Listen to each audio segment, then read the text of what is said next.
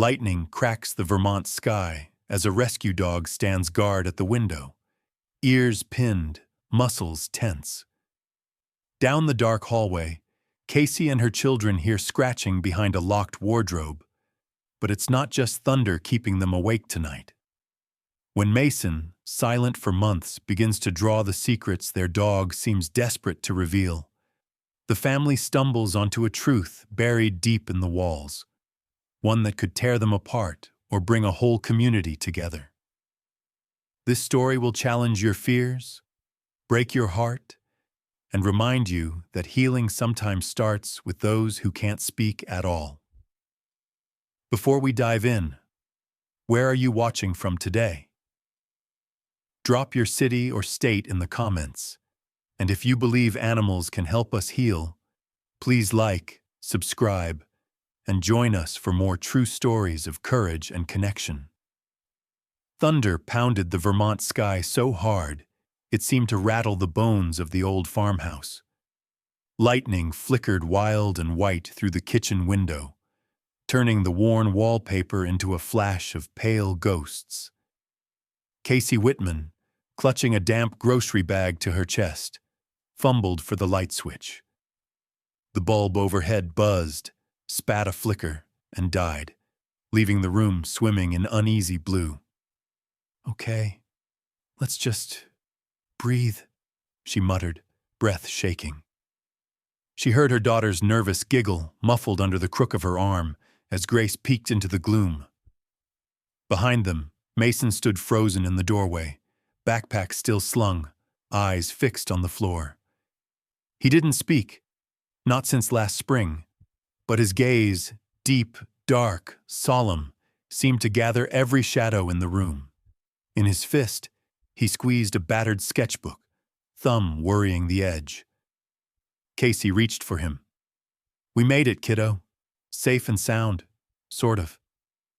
Mason didn't flinch, but his gaze flicked past her, and she followed it to the fourth member of their small family. Ranger, the German shepherd, stalked the length of the hallway, nails ticking over the worn wood. His hackles bristled, tail down, ears pivoted to catch every creak of the settling house. He was bigger than she'd expected, a rescue, all muscle and memory, coat marked by scars. The animal shelter had told her he was retired K9, steady and loyal, but even the intake form had left blank the details of his last incident.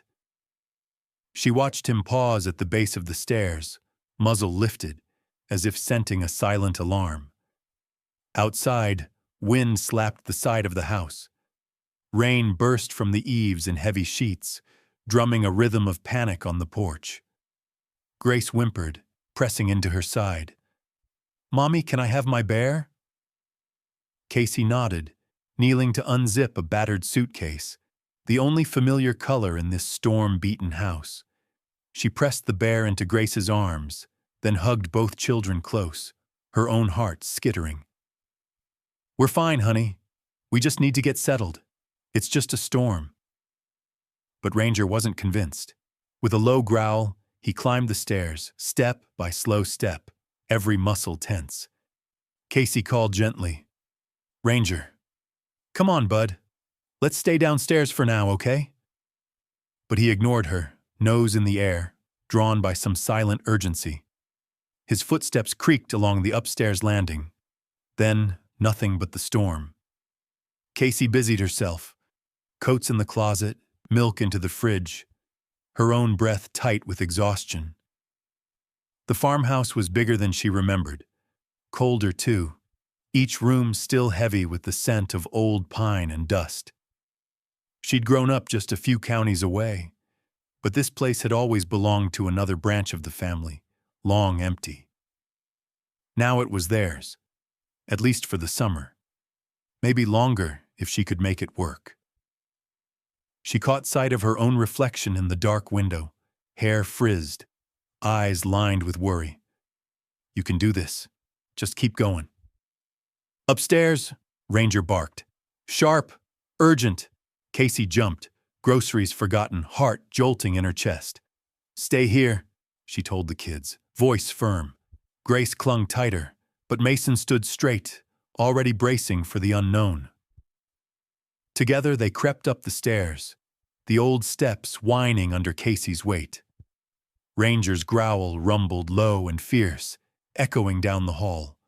She found him poised on the landing, body rigid, ears flat, every muscle drawn tight as a bowstring, his gaze fixed on an ancient wardrobe at the end of the corridor.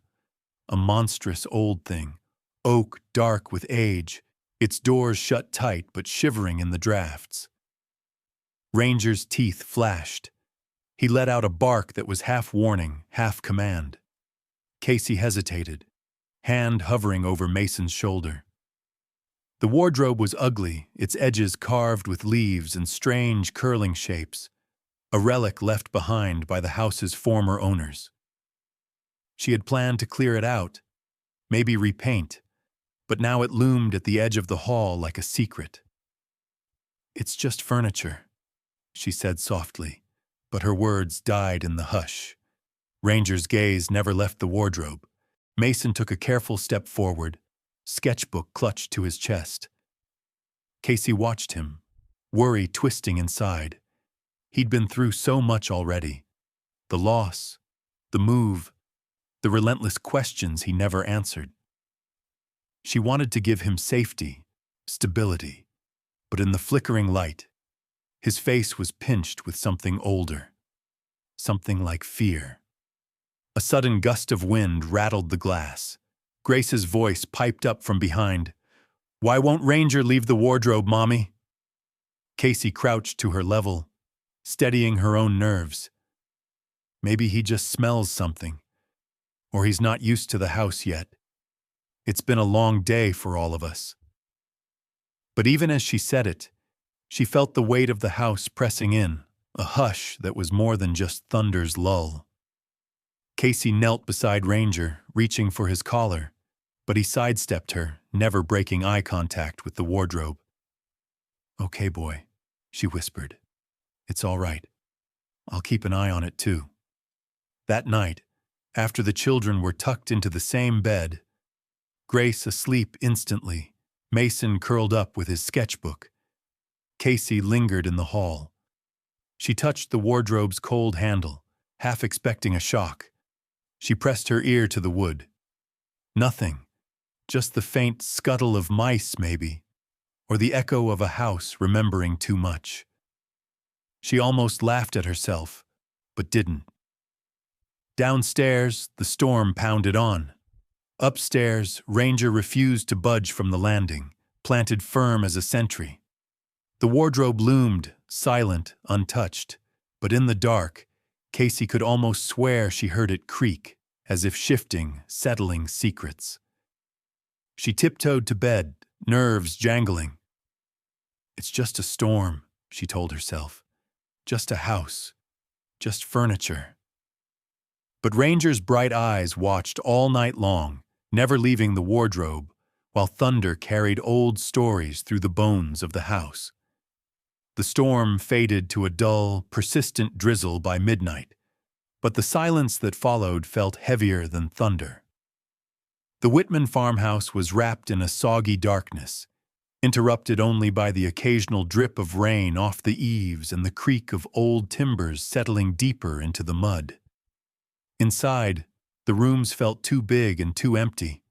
Every shadow stretched long and strange. Mason lay wide awake, eyes fixed on the ceiling above the borrowed bed, tracing the water stains that branched like ancient rivers. Grace's soft breathing was a comfort, a steady rhythm in the night, but Mason's own chest felt tight. He clutched his sketchbook against his stomach. If he closed his eyes, he could still see Ranger on the landing, tense and watchful, as if the wardrobe held a secret that only dogs could sense. He didn't want to sleep, not in this new place, not with the storm still muttering outside and his mind full of memories he couldn't share. Back in the city, sound had always been a shield. Traffic, voices, the hum of distant trains. Here, Every noise was raw and naked. When the wind rattled a loose pane, Mason's fingers tightened on his pencil. It was sometime after midnight when he heard it, a soft, desperate scratching. Not a mouse, not the wind. Something heavier, alive. Mason sat up, heart in his throat. The sound came again, a whine muffled but urgent, as if calling for help. He slid from the bed, careful not to wake Grace, and crept into the hallway, toes curled against the cool wood. Ranger was there, hunched by the wardrobe. His thick coat bristled with anxiety, his tail curled tight against his leg. Mason paused, watching the dog's whole body quiver as he scratched at the wardrobe door. Once, twice, 3 times, then sat back and whined, eyes pleading. Mason's own breath caught, not from fear, but from a strange, prickling sense of recognition. He'd seen this before, a dog on the scent, refusing to leave until the truth was found. Mason knelt beside Ranger, pressing his small hand to the dog's trembling back. The wardrobe loomed above them, its carved leaves seeming to twist in the shadows. Mason reached for the brass handle but hesitated. His hand shook. He looked at Ranger, who nudged him gently, encouraging, but Mason couldn't bring himself to open the door. He closed his eyes, listening hard. Was there something inside? Someone maybe like in the stories he used to read with his aunt? A soft click sounded from behind the wardrobe door, as if something within had shifted. Mason jerked his hand back, heart pounding. Ranger barked once, short and sharp, the sound swallowed by the heavy dark. The wardrobe stood unmoving, stubbornly silent. A floorboard creaked behind them. Casey's voice, low and rough with sleep. "Mason." She padded down the hallway in her worn robe, rubbing her eyes. When she saw them crouched by the wardrobe, her expression tightened. "What's going on, bud? Can't sleep?" Mason shook his head. He looked up at her, then at Ranger, then back to the wardrobe. He tried to form a word, but nothing came. Instead, he opened his sketchbook, flipping to a blank page, and began to draw with swift, urgent lines. The wardrobe dark and looming. Ranger crouched low, eyes burning with warning. He drew scratches, long, frantic, on the wardrobe's door. Casey watched, torn between exhaustion and worry. She crouched beside him, laying a hand on his back. "It's just old furniture, Mason. Maybe Ranger smells something. Maybe a mouse got in there. You're safe, okay?" Mason didn't answer. He finished his drawing, then hugged the sketchbook tight, his silent way of asking for help. Casey, trying to reassure them both, reached for the wardrobe's handle and tugged. The door swung open with a shudder, hinges squealing. She peered inside. Nothing, just the faint smell of old cedar and dust, a single moth fluttering against the darkness.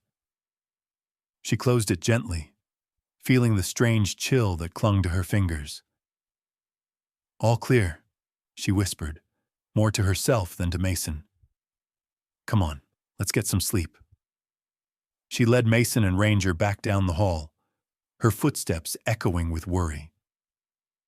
She tucked Mason in beside Grace, brushing a stray curl from his forehead. "Dream of good things, okay?" she murmured, though she could feel Ranger's eyes boring into the back of her neck all the way down the stairs.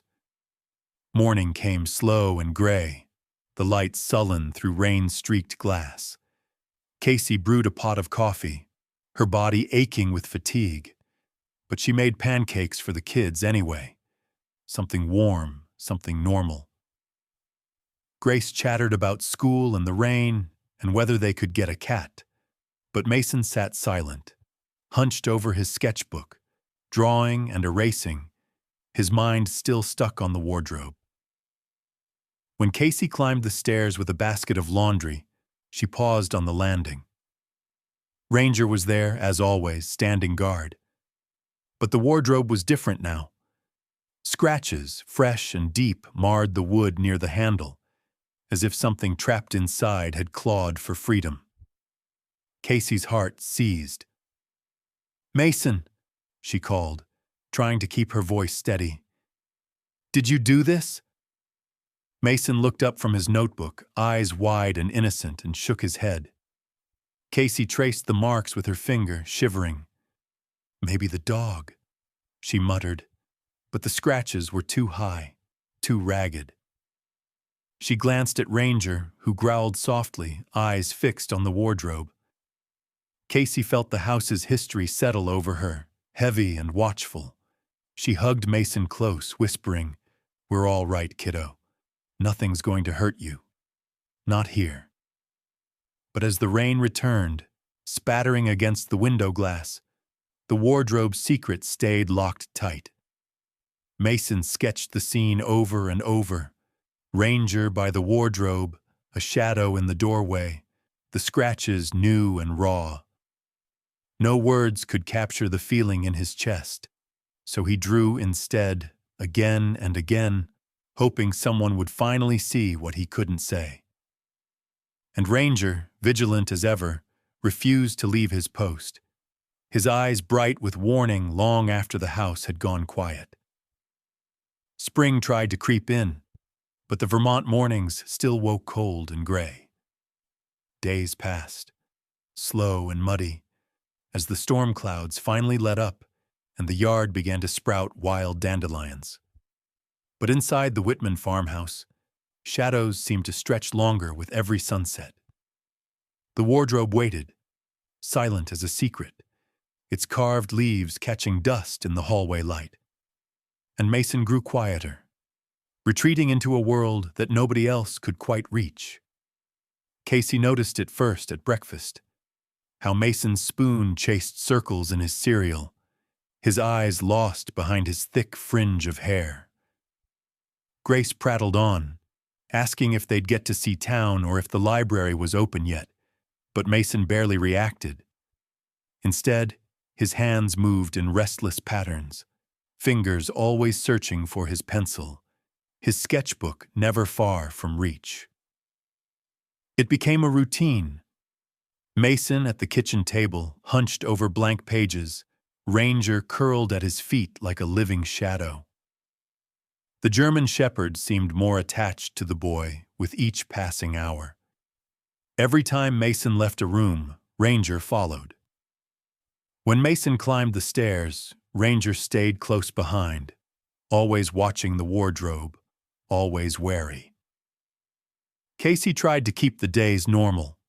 Pancakes in the morning, schoolwork at the battered dining table, little chores to bring some rhythm back to their lives.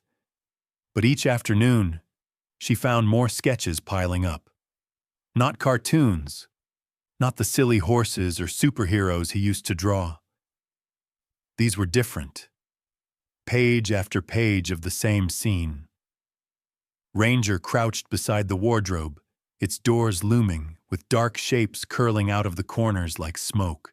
Sometimes, Mason would hand her a sketch without a word. She'd study it, always the wardrobe, always a shadow that didn't belong, sometimes a childlike figure half hidden in the dark. The detail was haunting for a boy his age. The angle of Ranger's ears, the lines of tension in his body, the strange shapes that seemed almost to move if she stared too long. One afternoon, while Grace napped curled up in a sunbeam, Casey sat with Mason by the window. She watched as he filled another page with hard, jagged lines. The light caught on his knuckles, tight with effort. "That's a lot of drawings, Bud," she said softly. "Want to tell me what they mean?" Mason shook his head, but his pencil kept moving. He paused, erased something, then drew it again. This time, the wardrobe's door was cracked open just an inch, and something small and dark seemed to peer out. He glanced up, searching her face for understanding. She tried to smile. "It's really good, Mason. You have a gift."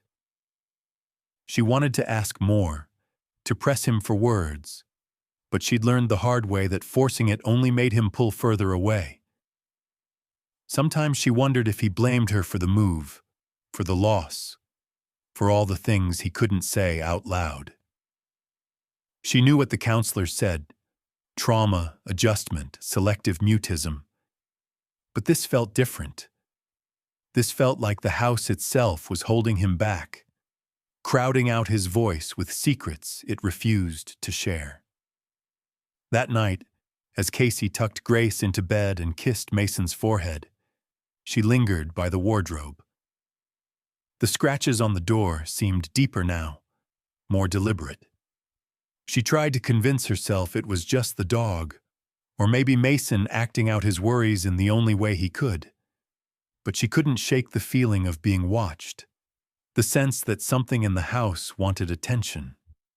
Later, as she washed dishes in the quiet kitchen, she heard Ranger's nails clicking overhead, back and forth, back and forth. The dog's pacing became part of the night's rhythm, his vigilance both comforting and unnerving. Casey dried her hands and climbed the stairs, pausing at the landing. There was Mason, sitting cross-legged on the floor, sketchbook propped on his knees, Ranger pressed up against his side.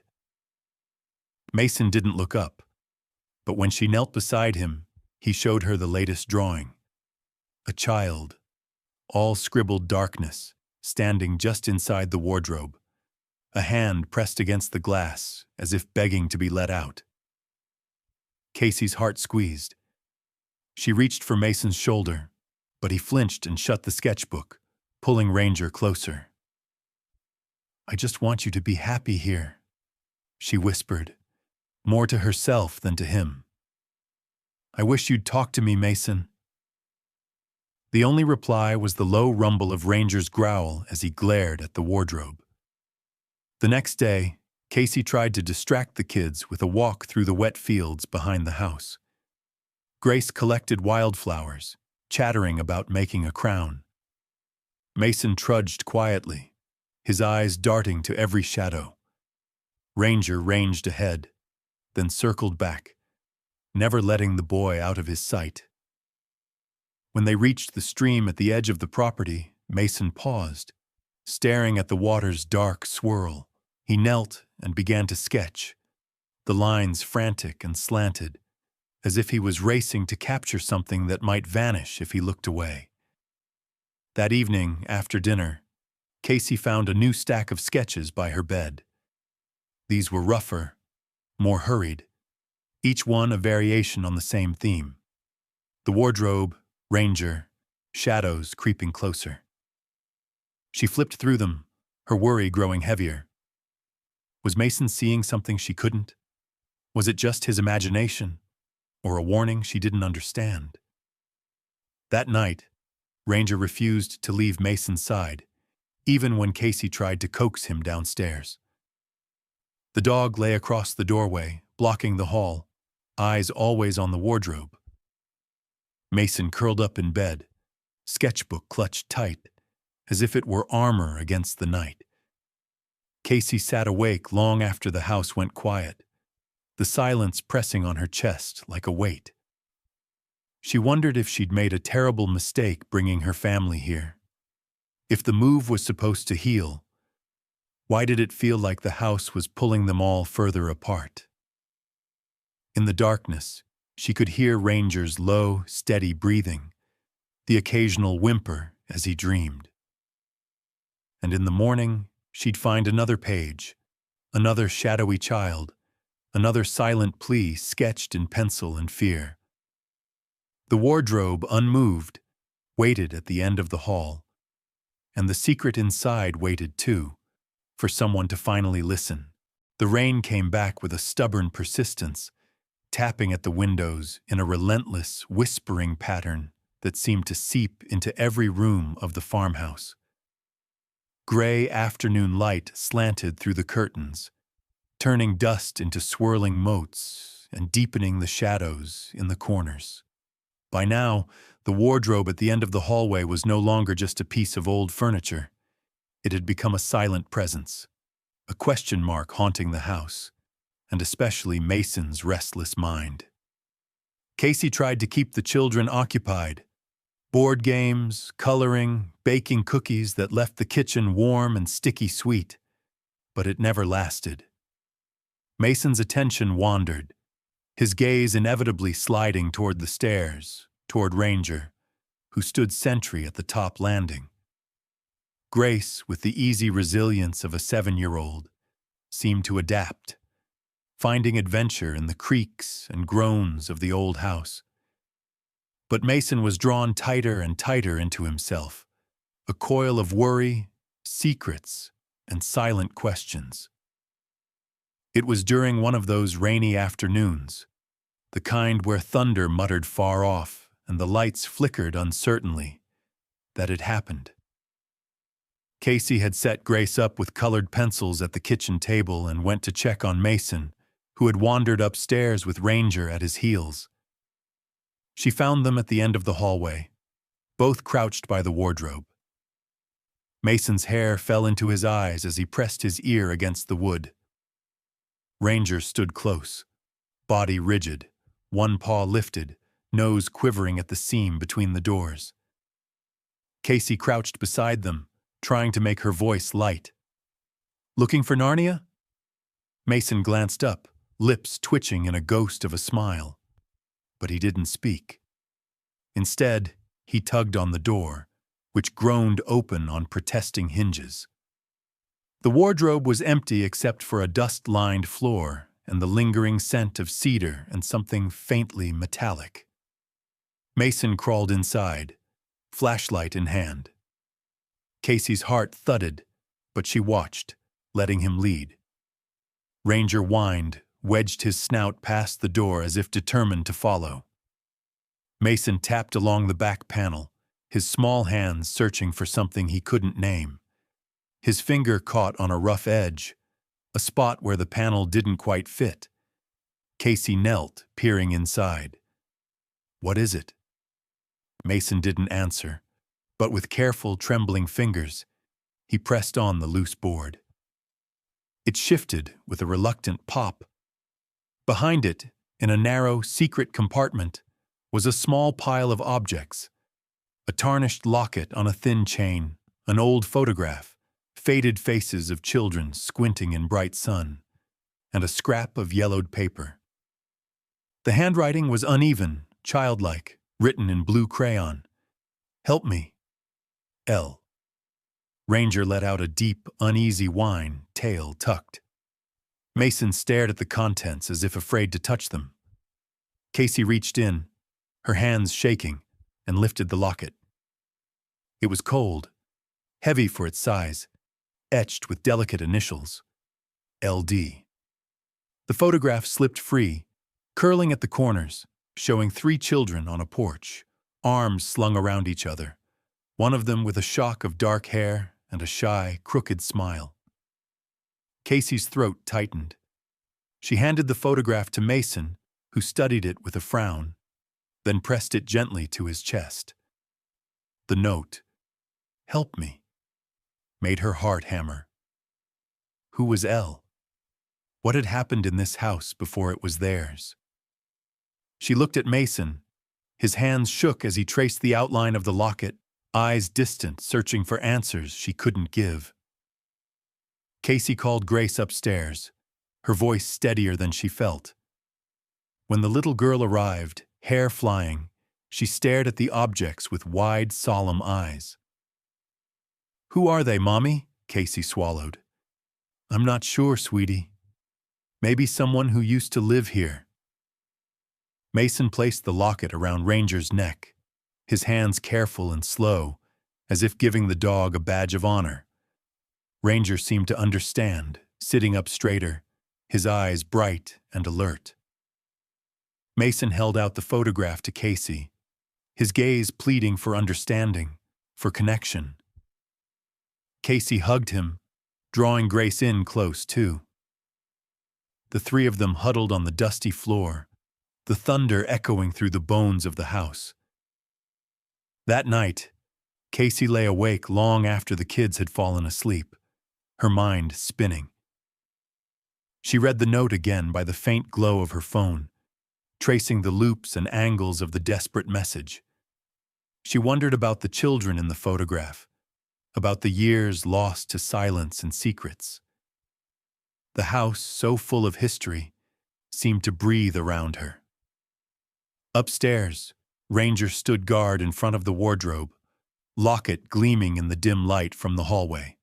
Every so often, he paced back and forth, nose to the floor, as if searching for a scent that refused to fade. Mason, curled under his blanket, kept the photograph clutched in his fist, as if it were a lifeline. Casey couldn't shake the feeling of responsibility toward Mason, toward her family, but also toward the unnamed children whose shadows still lingered in their home. She wanted to believe that bringing the secrets to light would bring peace. But all she felt was the weight of unfinished stories, the chill of a plea that had never been answered. She checked on Mason before bed, brushing a gentle hand across his brow. He didn't wake, but his sleep was restless, his lips moving in silent words. Ranger lifted his head and met Casey's eyes, as if sharing the burden. Before turning in, Casey paused by the wardrobe, running her fingers over the carved wood. She whispered into the darkness, "I see you. We're listening." The house creaked in response, a long, low sigh, and Ranger pressed himself closer to the door, unwilling to leave his post. That night, for the first time since they'd arrived, Casey dreamed. She saw the children from the photograph, heard laughter on the summer wind, and then, just as the dream darkened, someone calling out, voice muffled and urgent, as if trapped behind wood and years and sorrow. Casey woke with a start, heart pounding. Down the hall, Ranger stood silent and still, locket gleaming, eyes fixed on the wardrobe, guarding the threshold between past and present. Word spread through town faster than the rainwater seeping under the barn doors. The Whitmans, already strangers, already the subject of sideways glances and whispered judgments, found themselves at the center of an uncomfortable attention. It started the day after the discovery in the wardrobe, when Casey brought the locket and photograph to the local library, hoping to learn more. Mrs. Winslow, the head librarian, examined the items with a frown that deepened as Casey explained. By that afternoon, half the town knew about the secret compartment and the strange, desperate note. Casey felt it first at the grocery store, the way the cashier's smile faltered, the awkward silences between bagged apples and canned soup. At pickup, Grace's new teacher asked, "Everything all right up at the house?" But didn't wait for a full answer. Rumors swirled, and soon even the quietest corners of town felt prickly and unsafe. For Mason, things were worse. On his second day at the small school, kids in the hallway started to whisper, "That's the new boy. Lives in the haunted house." Someone knocked his books out of his hands and called him Mute Mason. He bent to pick them up, fingers trembling, face burning, Ranger's paw print badge drawn on every page of his notebook as a secret shield. He did not cry or speak. He kept his head down and drew a picture of Ranger standing guard at the wardrobe, standing against the world. At home, the atmosphere grew taut with worry. Grace felt it too. She grew quieter at the dinner table, watching Mason with anxious eyes, pushing peas around her plate while Casey tried to act normal, to summon strength she barely had. The locket and photo sat in the center of the table like relics from another life. Casey wanted to shield the children, to create a bubble of safety, but the outside world pressed in. The phone rang with calls from neighbors who pretended concern, but really wanted gossip. Even Sheriff Tom Myers paid a visit, leaning against the doorframe, hat in hand, his eyes scanning the kitchen with a practiced wariness. "Heard you found something up there, Casey," he said. "Probably just old junk, nothing to worry about. Houses like this, they collect stories. Don't let folks rile you up." He left a business card on the table anyway, his parting words vague. "If anything else comes up, you give me a call. Folks around here like things quiet. Just remember that." That night, as rain battered the roof, Mason couldn't sleep. He drew in his notebook, sketching Ranger over and over, but his pencil broke and he tossed it aside.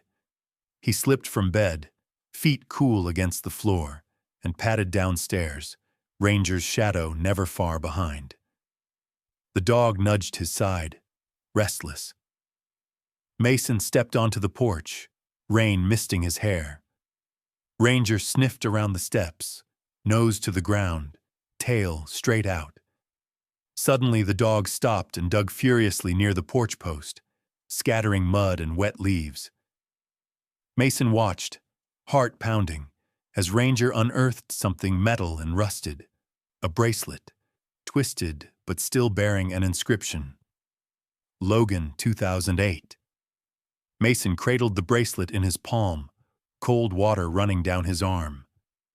The name made his stomach twist. He ran inside, Ranger on his heels, and laid the bracelet on the kitchen table next to the locket and photograph. Casey found him there, wide-eyed and silent in the morning's weak light. She stared at the bracelet, her mind racing. Logan. The same L from the note? The same sad eyes from the faded photograph? She made calls, desperate for answers, but nobody seemed to know a Logan. The sheriff shrugged it off. "Lots of Logans. Could be anyone. Don't get yourself worked up." But something in his voice was too flat, too practiced. That afternoon, Grace came home with red eyes and a torn backpack. "Someone said our house is cursed," she whispered, "that you made up the story about the locket. I told them you didn't, Mommy. I told them Mason saw it too." Casey knelt and hugged her tight, fighting tears. "We know what's true, sweetheart. That's all that matters." But that night, after she tucked Grace and Mason in, Casey sat at the kitchen table, staring at the small pile of evidence, feeling more isolated than ever. She opened her laptop and began to search. Missing children, Logan, Vermont, 2008. The screen filled with cold, distant faces and stories that trailed off without endings. Her heart ached for each of them. She sent photos and descriptions to a national missing children's group, typing and retyping the email, her hands shaking. Outside, Ranger prowled the porch, uneasy. Every sound in the darkness felt sharper. The next morning, Casey found the mailbox jammed with junk mail and a plain white envelope. Inside was a single sheet. "Let sleeping dogs lie. This is your last warning." Her breath caught in her throat. She stuffed the note in her pocket, not wanting the kids to see, but the fear lingered, gnawing at her. In the yard, Ranger dug fresh holes, searching for secrets only he seemed to sense. At dinner, Mason pushed the bracelet across the table, his eyes dark and fierce. Casey squeezed his hand. "I believe you, Mason. We won't stop. Not until we know the truth." He nodded, and for a brief moment she saw relief in his eyes. Someone finally listening. Upstairs, the wardrobe waited in silence. But now Casey understood. The past wasn't just haunting them. It was begging to be found. The storm outside had faded to a dull, steady drizzle, but inside the farmhouse, a storm of a different kind was building. Casey woke early, nerves stretched thin, her sleep broken by worry and the echo of last night's anonymous threat. Let sleeping dogs lie. This is your last warning. The words lingered, replaying in her head as she made coffee in the gray morning light, staring out at the yard where Ranger paced with restless energy. Mason and Grace ate breakfast in silence, both subdued, both feeling the weight in the air. Mason barely touched his food, his eyes glued to his sketchbook, every page now crowded with drawings, Ranger standing guard, the wardrobe looming, and more shadowy figures than ever before. The drawings had grown darker, filled with jagged lines and faces peering from behind carved doors. Casey watched him, heart aching, wishing she could pull him out of whatever storm he was caught in.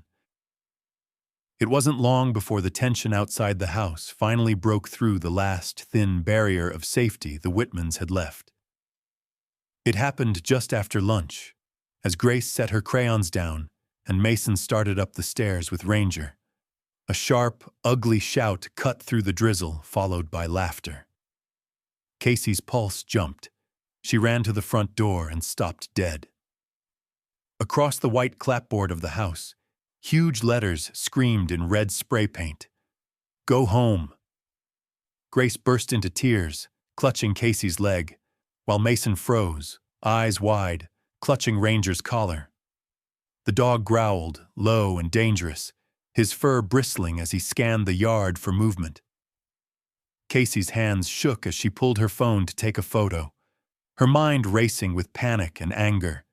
She wanted to scream at the world, to shout that she and her family belonged here, that they were not leaving, but her voice caught in her throat. The sheriff came quickly, driving up the gravel road with lights flashing but no siren. Sheriff Myers walked the property with Casey, boots squelching in the wet grass, his jaw tight. He looked at the painted message and shook his head. "Vandalism, sure, but you know how folks get. Tempers flare when things are stirred up. Best thing is to let this go, Casey. Clean it up, don't engage, and keep your head down. This'll pass." But she could hear the unspoken words. "If you just drop it, they'll leave you alone." Casey clenched her jaw, fury burning under her skin.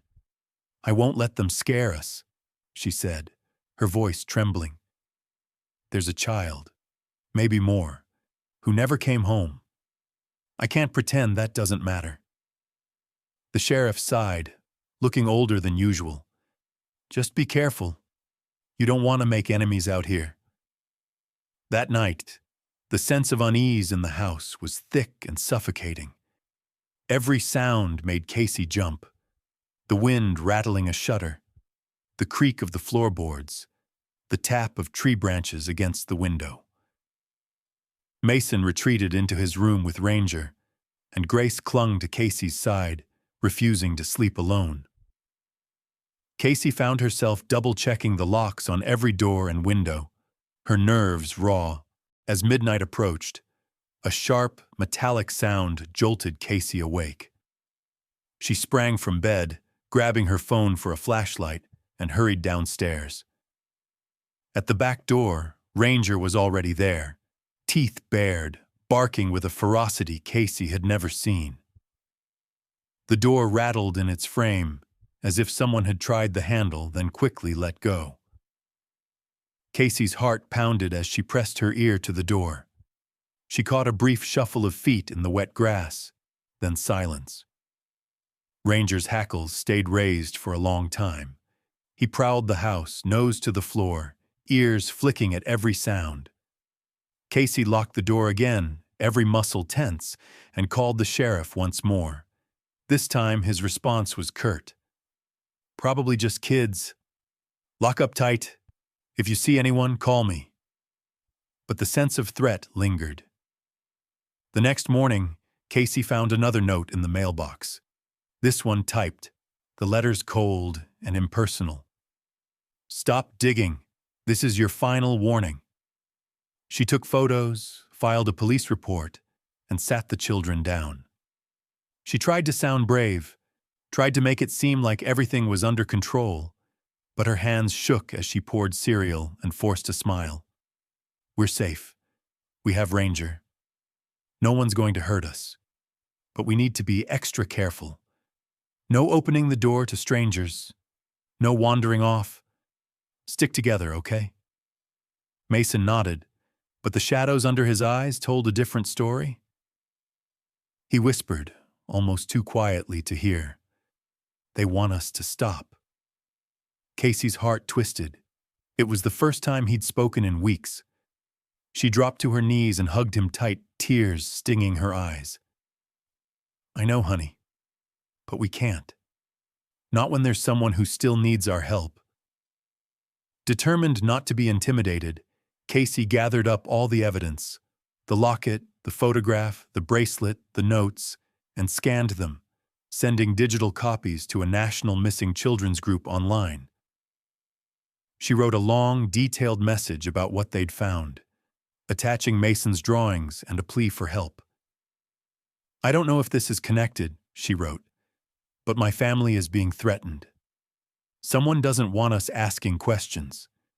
Please, can someone look into this?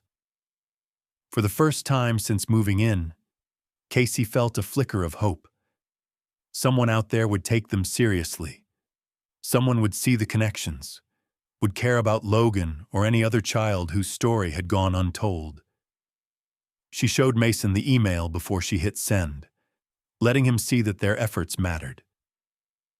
He squeezed her hand, silent but steady. That night, Ranger patrolled the hall, pausing at every window and door, every so often returning to the wardrobe. Mason slept with the dog curled beside him, one hand clutching the photo of Logan, the other holding Casey's. Grace finally drifted off, her fears soothed by the warmth of family close by. Casey lay awake long into the night, the threat still looming, but her resolve hardened. The past wasn't just a ghost in the wardrobe anymore. It was alive, angry, and intent on staying hidden. But Casey was done being scared. They would not be driven out. Not now, not ever. The rain finally cleared, leaving the Vermont air thick with the scent of new grass and turned earth. For the first time in weeks, sunlight streamed through the farmhouse windows, catching dust motes swirling like tiny ghosts in the morning light. It felt like a sign, a pause in the storm, a breath before something big. But beneath that calm, Casey sensed the whole town bracing, waiting for the next shoe to drop. Casey's plea to the National Missing Children's Group didn't go unanswered. 3 days after she sent her email, a black SUV with government plates rolled slowly down the gravel drive. 2 strangers stepped out, a woman with graying hair in a navy windbreaker, a younger man with a satchel full of files and a tired, hopeful smile. They introduced themselves as part of an advocacy team that specialized in cold cases. "We're here to listen," the woman said, her voice both kind and businesslike, "and to help." Inside, Casey laid out everything: the locket, the photograph, the bracelet, the threatening notes. She showed them Mason's sketches, page after page of Ranger and the wardrobe, the shadowy figures, and the haunting faces that had crept from Mason's imagination onto the paper. Mason watched, wide-eyed, clutching Ranger's fur as the team asked gentle questions. He didn't speak, but he listened, his whole body tense, ready. The team took photos of the artifacts and carefully dusted the wardrobe's hidden compartment for prints. The old photograph drew particular interest. "Logan Drew," the younger investigator murmured, flipping through a database on his tablet. "Missing since 2008, last seen right here in Silver Hollow." He glanced up at Casey. "You may have found the key to a case that's been cold for a very long time."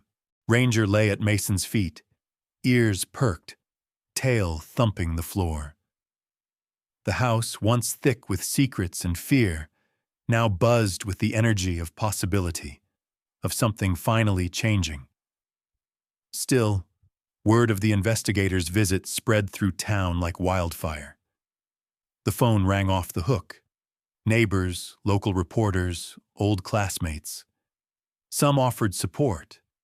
Others barely hid their suspicion or annoyance.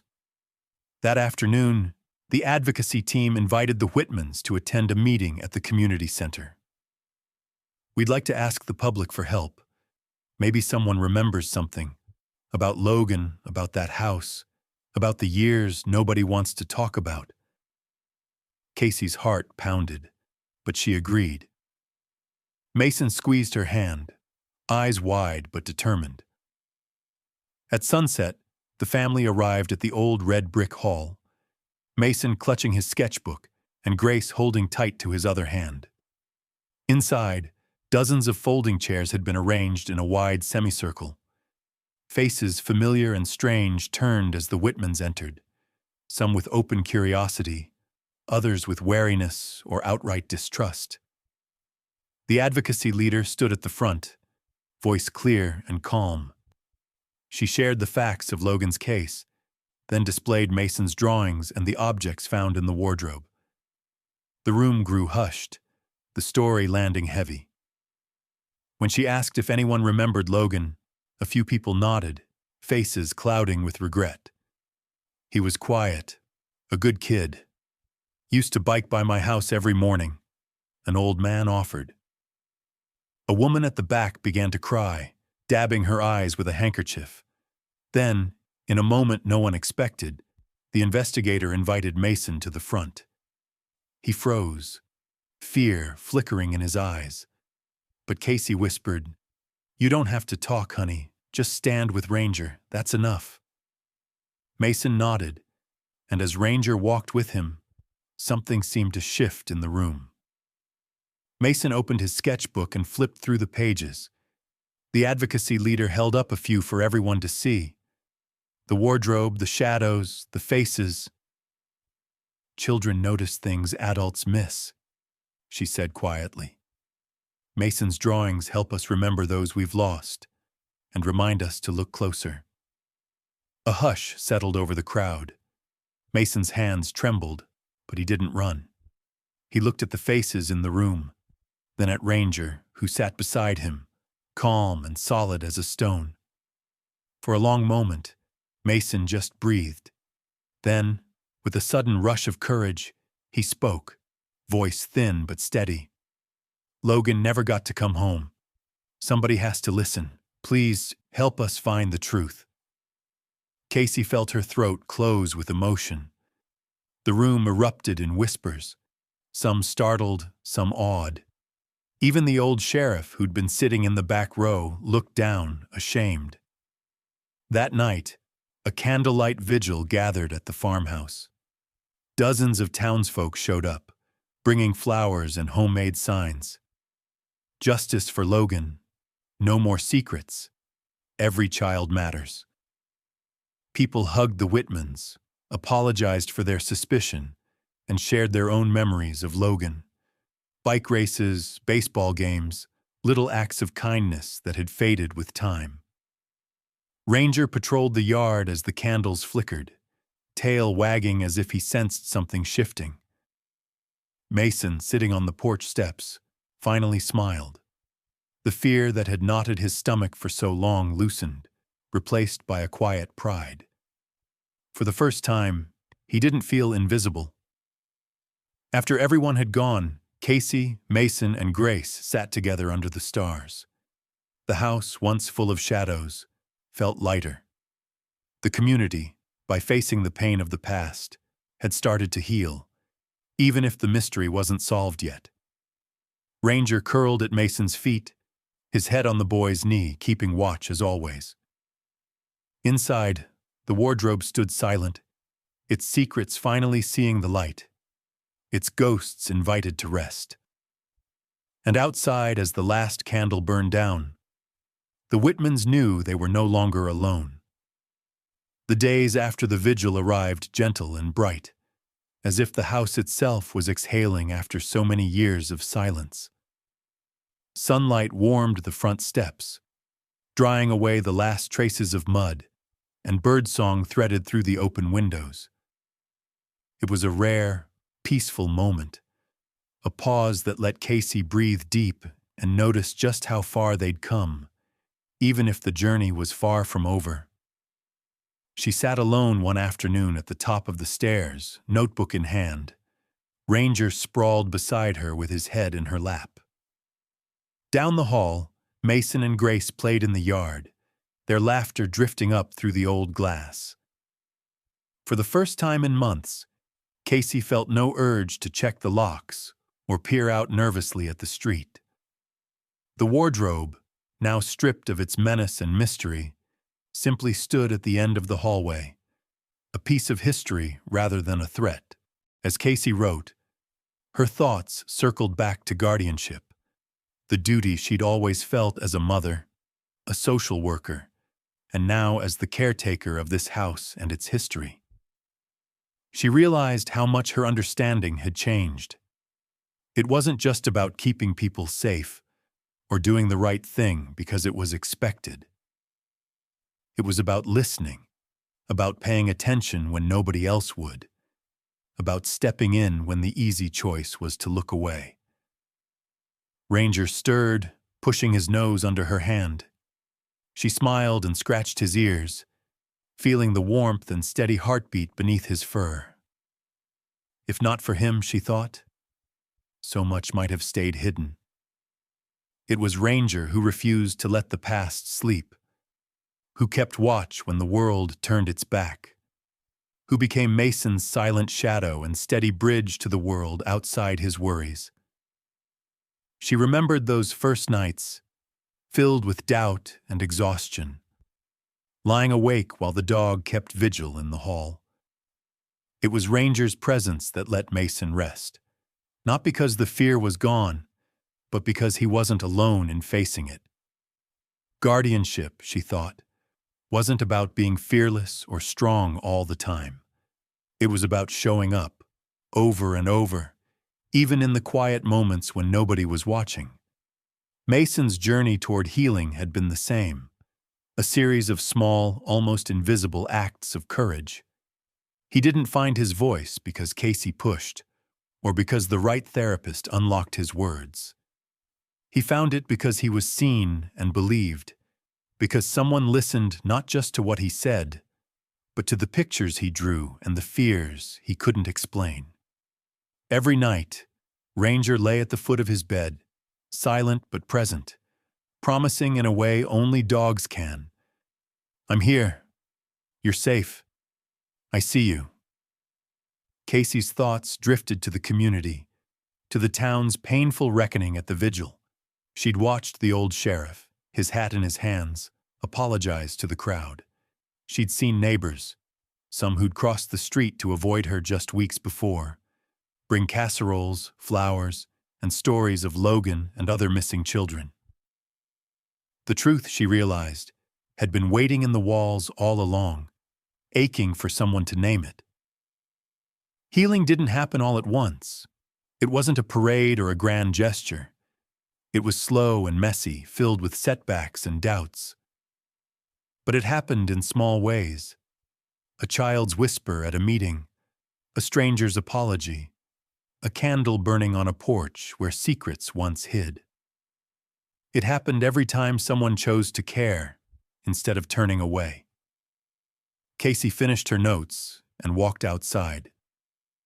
Mason and Grace were building a fairy house under the old maple, their hands muddy, their faces streaked with sun and dirt.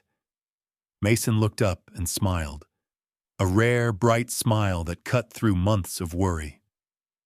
"Look, Mom," he said, holding up a tiny stick house. "We made it safe for everyone." Her heart filled with a bittersweet pride. Mason, who had once hidden in silence, now played with his sister, creating spaces of belonging and safety for imaginary friends. Grace placed wildflowers at the door of the fairy house and called to Ranger, who bounded over, tail high and ears perked. He circled the children, nudging them gently as if approving their handiwork.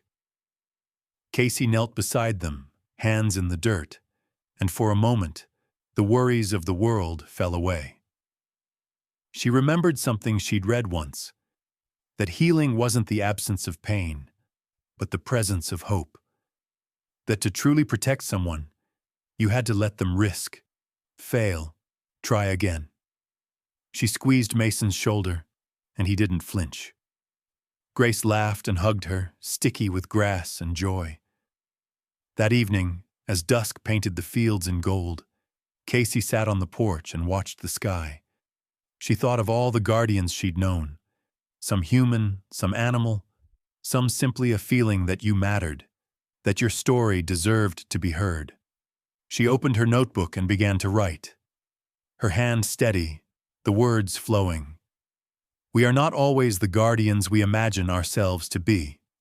Sometimes the ones who watch over us are quiet, four-legged, steady. Sometimes they are children, brave enough to ask for help. Healing is not the same as forgetting. It's choosing, day after day, to listen, to believe, to protect. This house taught us that. Ranger taught us that. Mason reminded us, again and again, that the quietest voices often have the most to say. Inside, the wardrobe stood quietly at the end of the hall. No longer a prison, but a reminder of the power of courage. Small, steady, everyday courage that slowly brings light to the darkest corners. As the sun set, Ranger stretched out on the porch at Casey's feet, and the Whitman family lingered in the soft summer air, safe at last, if only for tonight. In the months that followed the vigil, the small town of Silver Hollow changed in quiet, powerful ways. The story of the Whitmans and the secrets unearthed in their old farmhouse traveled far beyond the gravel roads and dense woods of Vermont. News outlets picked it up, sharing headlines about the house that remembered and the boy who drew the truth. Strangers sent letters, some with prayers, others with stories of lost loved ones, and the hope that someone, somewhere, would listen. But the real change happened in the everyday rhythms of the town itself. The Whitmans weren't outsiders anymore. Neighbors waved from their porches. Grace got invited to birthday parties. Mason, once invisible in the school halls, found a quiet circle of friends who liked to draw and listen and didn't mind if he spoke or not. People began to speak more openly about Logan Drew and the other children who had disappeared over the years. Stories that were once buried under shame and silence now floated to the surface, rough-edged but honest. The farmhouse, too, became a symbol of remembrance and new beginnings. With spring in full bloom, the community gathered in the yard one Saturday to plant a tree in Logan's memory. A slender sugar maple with pale green leaves, roots spreading deep and wide. Children pressed their palms into the damp earth, and adults shared memories, some halting and tearful, some bright and funny. It was more than a memorial. It was a promise that no child's story would be lost again. Casey, who had been invited to speak, stood at the edge of the crowd, nerves fluttering in her chest. She glanced at Mason, who was holding Ranger's leash and standing tall, his face clear in the sunlight. She stepped up to the old wooden podium, took a shaky breath, and began. "Justice isn't just about punishing the wrongdoer," she said, voice carrying over the hush. "It's about building a world where every child, every story, and every pain is honored and never dismissed. Justice is listening, especially to those who can't speak loudly for themselves. My family came here looking for a place to start over, and what we found was so much bigger. A story that belonged to all of us, a responsibility to remember." She saw heads nod, tears glinting in the corners of eyes, hands reaching for each other. For once, the town's divisions faded into something shared and strong. Even the old sheriff, who'd once urged her to let things lie, wiped his eyes and placed a hand on Mason's shoulder as he passed. After the speeches, the town gathered for lemonade and cookies in the sun. Grace ran barefoot with the other children, wild with laughter, and Mason sat under the new tree, Ranger beside him, sketchbook in hand. He drew the maple, its branches reaching upward, and then, very carefully, the names of the missing children he had learned about. For each name, he pressed the pencil harder, his handwriting growing steadier with every line. The final part of the day belonged to Mason. The advocacy team had asked if he wanted to say something, but he had only nodded and returned to his drawing. Now, as the sun slipped toward evening and the crowd quieted again, he stood with Ranger at his side. Casey watched him, heart pounding with pride and worry, unsure if he'd speak. Mason looked at the faces before him, old and young, some still wary, most hopeful. He glanced at Casey, then at Ranger, who nudged his hand gently. Mason opened his mouth, and this time the words came, not loud, but clear. "My name is Mason Whitman," he said, his voice trembling only a little. "I drew the pictures. I found the locket. I didn't know if anybody would listen. But you did, and now we all remember Logan. And the other kids, too. I hope nobody forgets them again." There was a long silence, then a wave of applause. Someone started to sing softly, a lullaby that Logan's mother had taught the Sunday school years before.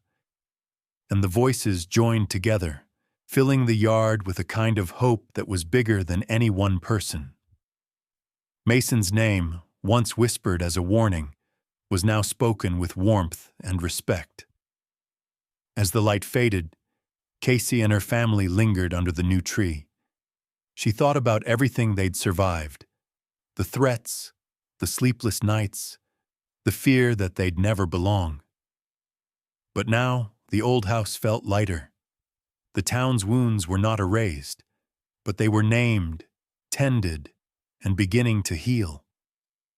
Later that week, Casey sat at the kitchen table, pen in hand, writing a letter to the advocacy team and the friends they'd made along the way. She wrote about justice, not as something distant and cold, but as an everyday act, listening, believing, showing up for those who need you. She wrote about Mason's courage, about the dog who never gave up, about the townsfolk who chose to face their own past rather than run from it. Most of all, she wrote about hope, about how it grows slowly, like the maple outside, a promise that the shadows of memory can be softened, and that even after years of silence, stories can be heard again. On the last page, she added a line for Mason.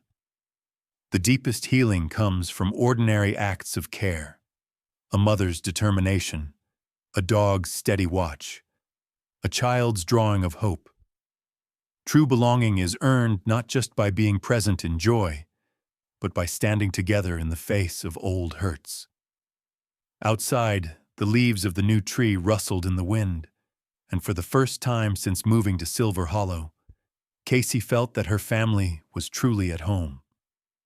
A soft, golden afternoon spilled over Silver Hollow, lighting up the maple tree that now stood proudly in the Whitmans' yard.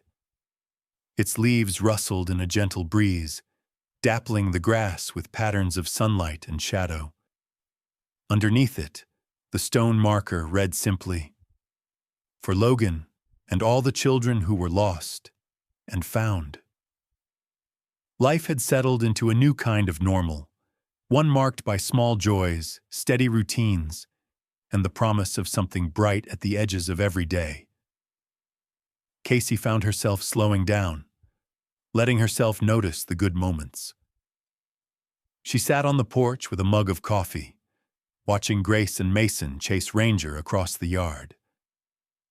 Laughter rang out, clear and unafraid, proof of how far they'd come. The old fears hadn't vanished, but they'd been joined by hope and belonging, woven together like the roots of the new tree. Mason, once so silent and uncertain, now spoke in full sentences, sometimes even telling jokes that made Grace giggle and Ranger bark in mock outrage. As the season shifted toward summer, Casey was invited to share their story for the community blog. She hesitated at first. She was not one for attention, and the idea of telling their private pain to strangers made her uneasy. But then she thought of the families who'd written letters, the parents still searching for answers, and the children who needed to know that healing, even after heartbreak, was possible. So one afternoon, while the kids built fairy houses in the garden and Ranger dozed on the steps, Casey sat at the old kitchen table and opened her laptop. She began to type, letting the words flow from a place of honesty, gratitude, and gentle encouragement. Sometimes, the bravest protectors are the ones with 4 paws and a quiet presence. Sometimes, healing starts with a child's drawing or a story told in trust. Our journey began in fear and ended with a community choosing to remember. Ranger taught us about loyalty and patience. Mason reminded us that there are many ways to speak, and that the world changes when we truly listen. Grace reminded us that laughter can grow in even the most shadowed places. If our story touched you, or reminded you of your own guardian, human or animal, I'd love for you to share in the comments below. Like, subscribe, or just let us know you're here. You never know who your words might comfort, or whose hope you might inspire. She included a photo. Mason and Grace sprawled on the grass, Ranger between them, the maple tree arching above. The 3 of them were caught mid-laugh, heads thrown back, hands tangled together, sunlight painting their faces in gold. Casey knew that for every family who saw the image, there would be a flicker of hope, a reminder that pain did not have the last word. She ended the post with a simple thought. Every storm brings us somewhere new. Every story, when shared, can help someone else find their way home. When she clicked publish, a weight lifted from her shoulders. It felt less like giving something away and more like offering a gift. Over the next days, comments poured in, some from neighbors who'd been too shy to speak at the vigil, others from far-off towns, parents and children and strangers with their own stories. Some wrote about dogs who'd protected them, about teachers who had listened, about the healing that came slowly but surely when someone believed them. Mason, curious, read some of the messages over her shoulder. "People are listening," he whispered, half in awe. "We helped them." Casey hugged him, her eyes stinging. "Yes, honey. You helped more than you'll ever know." The family's days filled with new rhythms. Work, school, laughter. The house, once filled with shadows and suspicion, echoed now with music and conversation. Even the wardrobe at the end of the hall had changed. Its doors stayed open, a resting place for Ranger's leash, the locket and photo carefully displayed on the shelf above. Sometimes Grace tucked her drawings inside. "For the old ghosts," she said. "So they know we remember." There were still hard moments. Nights when the wind rattled the windows, and Mason came quietly into Casey's room, clutching Ranger by the collar. But the fear no longer held them hostage. It was just a feeling, passing like a storm, softened by love and memory, and the sure knowledge that they could weather anything together. On weekends, families gathered under the maple, sharing picnics and stories. The tree grew taller each week, its leaves shimmering in the breeze, a living monument to hope and second chances. Grace sometimes led her friends in impromptu concerts, singing silly songs and inviting Mason to play his harmonica. He always refused at first, then gave in, his music rising and falling like the laughter all around them. Casey noticed how the children of Silver Hollow changed too. They grew a little braver, a little kinder. They whispered less about haunted houses and more about heroes, some quiet, some bold, some with fur and a fierce heart. Parents began to listen differently, taking time to hear the small things their children said and drew. One late afternoon, as the sun painted the sky in peach and rose, Casey walked with Mason and Grace down to the tree. She knelt and ran her fingers over the engraved stone, remembering. Mason sat beside her, silent, but when Casey glanced over, he smiled and rested his head against her shoulder. "We're really home, aren't we?" he asked. She pulled him close, tears prickling her eyes, and nodded. "Yes, sweetheart. We are." That night, after the kids were tucked in, Casey stepped onto the porch, Ranger at her side. She looked out over the fields, the maple's silhouette standing watch over the house. In the deepening dusk, she felt gratitude for every storm, every trial, every act of courage that brought them here. Her family was whole. The story wasn't perfect, but it was theirs. A story of loss, discovery, and the healing that comes from facing the truth, together. She reached down to scratch Ranger's ears. "Good boy," she whispered. "Thank you for bringing us home." As the stars blinked awake, Casey let herself rest, knowing that while old wounds take time to heal, every day brought new light, and that somewhere, a story told could still change a life.